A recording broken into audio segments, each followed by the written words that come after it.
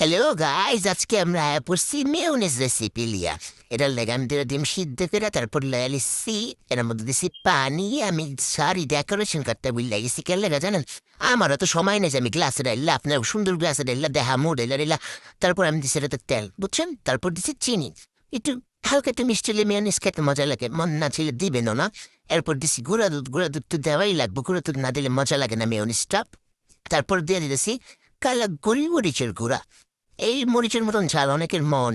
তারপর দিছি লেবুর রস, আপনারা চাইলে ভিনেগারও দিতে পারেন, আমার মাইয়াও ভয়েস দেয় গাইস। তারপর আমি এটা একটু ব্লেন্ড করতেছি, এই ব্লেন্ডারটা দেখতে পারতেছেন, এটা আমার জামাই বিদেশ থেকে আনছিল।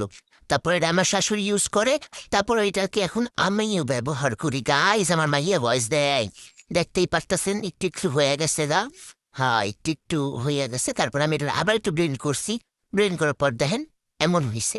এমন হওয়ার পর যেটা করবো আমি এটা রেখে দেবো ফ্রিজ। আমি বেশি ঘন করে নিয়ে খেলে লাগা, ফ্রিজে রাখলে এটা এমনি ঘন আসবো।